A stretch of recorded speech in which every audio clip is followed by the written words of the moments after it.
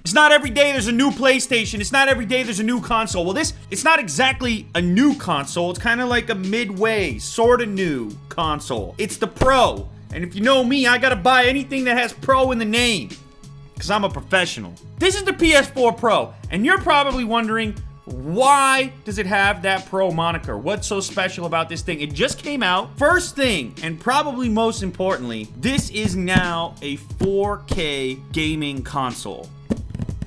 Now, that's not gonna matter to everybody right away because not everybody has a 4K TV or display that they're gonna hook this up to. But I love pixels. If I could get more resolution, of course that's what I want. And this is the way to do it. Now, the PC people, the PC gamers are out there like, excuse me, get whatever resolution you want with some fat graphics cards. It's true, but a guy like me likes to sit back on the couch sometimes. Controller in hand, super relaxed. I'll put the game on mute, a little NBA 2K17 on mute, with the podcast running on the side. Let's get inside. I'm noticing that the contents of the box are listed over here. Looks like all the cables that you're gonna need are included. Spectacular graphics. If you don't have a 4K display, you still might see some minor improvements on a 1080p display. You might get a few more lines of vertical resolution, maybe slightly better graphics, a more natural appearance. The thing has more horsepower, so theoretically, even on a 1080p screen, there's going to be some improvements. Support for faster frame rates as well. This will stream 4K video from Netflix as well as YouTube. Unbox Therapy, one of the first shows in the world to be fully 4K. All right, you can tell I'm excited. Here we go. It's the old box inside the box trick.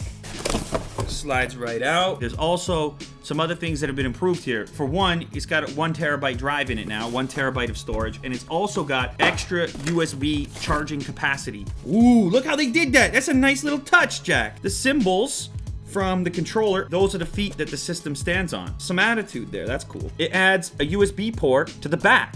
So now there's a third one, 2 on the front, 1 on the back. Your LAN port for wired connectivity if you choose to get those sweet speeds. There's also digital optical audio out. There's this auxiliary port here for accessories, and then the HDMI out. And I like how the power connector is recessed in here. 2 more USBs. These are the main ones that people will use. The buttons, I like this. I like that they did this. So I've had a number of different PlayStation 4s, but what they've done here now is the power switch is over on this side and the eject switch is over here. It's tougher to mistake one for the other, which happens all the time, especially with new people that are using your PlayStation. Maybe they're Xbox users, they come over, they're just slamming those buttons, getting the wrong results. You can tell, you see them stacked up. I mean, the design aesthetic is pretty similar. The Pro is a little bit wider this way. It's a tiny bit taller, and the depth is roughly the same. It's got a little bit more horsepower.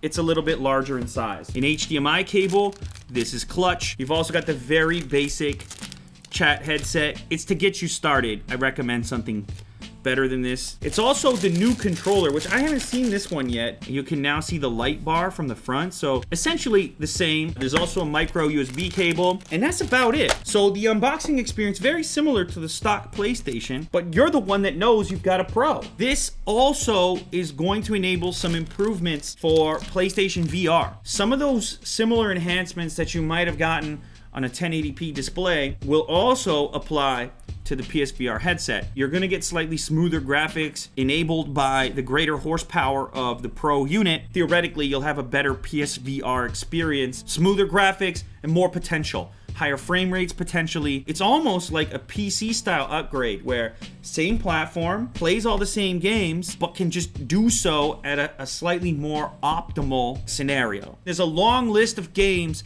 that will see improvements on the PlayStation 4 Pro. So a quick note about 4K resolutions in the PS4 Pro, just make sure that your display or TV supports 4K at 60 Hz to get the most out of this. Now, most newer televisions do, but it's something to check up on before you invest in this system and hope to get a beautiful 4K signal. So there you have it, PS4 Pro. Should you buy it? Does it suck? No, I think this is a cool step in the right direction. I think if you're on an old model and an old TV, it's probably a little too much of a step because then you got to get a 4K display to really take advantage of it and the system itself. But if you don't have a PlayStation yet, you're looking for something to do this holiday season, maybe you're a parent, I say step up to the Pro, future-proof yourself a little bit so you're ready when you do get that 4K display. And if you already have a 4K display, then come on, man. Get yourself some extra pixels. Candy for your eyeballs.